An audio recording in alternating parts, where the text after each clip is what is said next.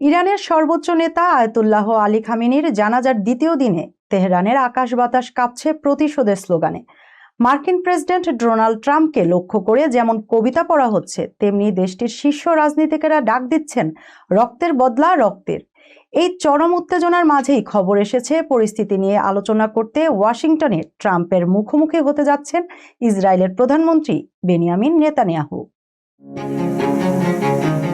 ইরানের সর্বোচ্চ নেতা নিহত আয়াতুল্লাহ আলী খামেনির দাফন ও জানাজার আনুষ্ঠানিকতার দ্বিতীয় দিনে ইরানিদের মধ্যে ক্ষোভ এবং প্রতিবাদের আগুন স্পষ্ট হয়ে উঠেছে। তেহরানে খামেনি এবং তার নিহত পরিবারের সদস্যদের কফিনের সামনে দাঁড়িয়ে প্রেসিডেন্ট মাসুদ পেজেশকিয়ান এবং শীর্ষ আলোচক মোহাম্মদ বাঘের গালিবাফ সহ দেশের শীর্ষ নেতারা প্রার্থনা করেন।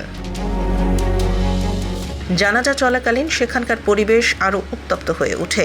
যখন একজন কবি প্রকাশ্যেই মার্কিন প্রেসিডেন্ট ডোনাল্ড ট্রাম্পকে আক্রমণ করে কবিতা পাঠ করেন, ঠিক একই সময়ে ইরানের একজন প্রভাবশালী রাজনীতিবিদ এই হত্যাকাণ্ডের তীব্র নিন্দা জানিয়ে সরাসরি রক্তক্ষয়ী প্রতিশোধ বা ব্লাড রিভেঞ্জের ডাক দিয়েছেন।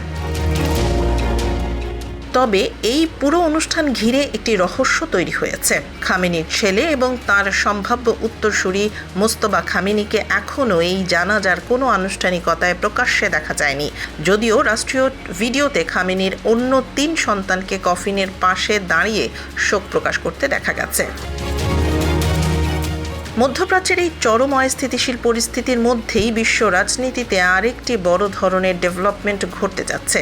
ইসরায়েলি সূত্রের খবর অনুযায়ী প্রধানমন্ত্রী বেনিয়ামিন নেতানিয়াহু আগামী সোমবারের মধ্যেই ওয়াশিংটন সফরে যাচ্ছেন এবং সেখানে তিনি প্রেসিডেন্ট ডোনাল্ড ট্রাম্পের সাথে সরাসরি এক হাই ভোল্টেজ বৈঠকে বসবেন।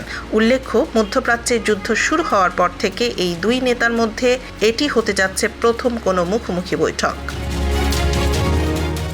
একদিকে তেহরানের বুকে রক্তের বদলা নেওয়ার হুঙ্কার, আর অন্যদিকে ওয়াশিংটনের ট্রাম্প ও নেতানিয়াহুর জরুরি বৈঠক।